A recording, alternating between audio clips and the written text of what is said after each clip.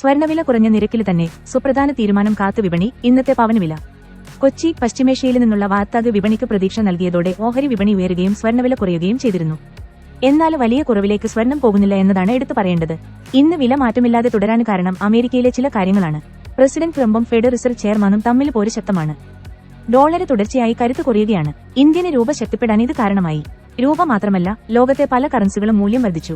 ഇത് സ്വർണ്ണവില കൂടാനുള്ള കാരണമാകേണ്ടതാണ്. എന്നാൽ അമേരിക്കൻ കേന്ദ്ര ബാങ്കായ ഫെഡറൽ റിസർവ് പലിശ നിരക്കിൽ മാറ്റം വരുത്തുമോ, ബാങ്കിന്റെ ചെയർമാനെ ട്രംപ് മാറ്റുമോ എന്നാണ് വിപണി ഉറ്റുനോക്കുന്നത്.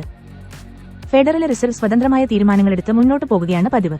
എന്നാൽ സർക്കാരിന്റെ നിലപാടിന് ഒപ്പം ബാങ്ക് നിൽക്കണമെന്നാണ് ട്രംപിന്റെ പക്ഷം. പലിശ നിരക്കിൽ മാറ്റം വരുത്തുന്നത് സർക്കാരിന്റെ ഹിതം കൂടി പരിഗണിച്ചാകണം എന്ന് ട്രംപ് താൽപര്യപ്പെടുന്നു. എന്നാൽ അത് സാധ്യമല്ലെന്നാണ് ഫെഡ് ചെയർമാൻ ജെറോം പവലിന്റെ നിലപാട്. ജെറോം പവലിന്റെ പിൻഗാമിയെ പ്രഖ്യാപിക്കാനുള്ള ഒരുക്കം ട്രംപ് തുടങ്ങിക്കഴിഞ്ഞു. മുൻ ഫെഡ് ഗവർണർ കെവിൻ വാൾഷ്, ദേശീയ സാമ്പത്തിക council director Kevin Hassett, treasury secretary Scott Bessent എന്നിവരിൽ ഒരാളെയാണ് ട്രംപ് പരിഗണിക്കുന്നത് എന്നാണ് റിപ്പോർട്ടുകൾ. അതോടെ ട്രംപിന്റെ വരുതിയിൽ ഫെഡ് തീരുമാനങ്ങൾ നിൽക്കുമെന്നും റിപ്പോർട്ടുകളുണ്ട്. ഇത് ലോക വിപണിയെ എങ്ങനെ ബാധിക്കുമെന്ന് കണ്ടറിയണം. ഇന്നത്തെ സ്വർണ്ണവില അറിയാം. കേരളത്തിൽ ഇന്ന് ഒരു പവന് സ്വർണ്ണത്തിന് 72,560 രൂപയാണ്. 1 ഗ്രാമിന് 9,070 രൂപയും 18 കാരറ്റ് ഗ്രാമിന് 7,440 രൂപയാണ്. കഴിഞ്ഞ 2 ദിവസങ്ങളിൽ സ്വർണ്ണവില കുറഞ്ഞിരുന്നു. വെള്ളിയുടെ വില ഗ്രാമിന് 116 രൂപയിൽ നിൽക്കുന്നു. രാജ്യാന്തര സ്വർണ്ണവില ഔൺസിന് $3,338 ബുധനാഴ്ചയുള്ള വിലയേക്കാൾ അല്പം കയറിയിട്ടുണ്ട്. അതേസമയം ക്രൂഡ് ഓയിൽ വില കയറിയതോടെ ഡോളറിന്റെ മൂല്യം വലിയ തോതിൽ ഇടിഞ്ഞു നിൽക്കുകയാണ്. 97.46 എന്ന നിരക്കിലാണ് ഡോളർ സൂചിക.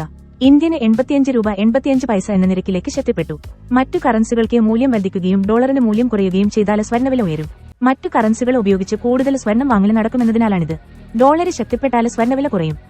അതേസമയം ക്രൂഡ് ഓയിൽ വില $68 എന്ന നിരക്കിൽ തുടരുകയാണ്. യുദ്ധം ശക്തിപ്പെട്ട വേളയിൽ $70 വരെ എത്തിയിരുന്നു. പിന്നീടാണ് കുറഞ്ഞത്. ഹോർമുസ് കടലിടുക്ക് വഴിയുള്ള ചരക്കു ഗതാഗതം പഴയ പോലെ സജീവമായാൽ ഇനിയും ക്രൂഡ് ഓയിൽ വില കുറഞ്ഞേക്കും.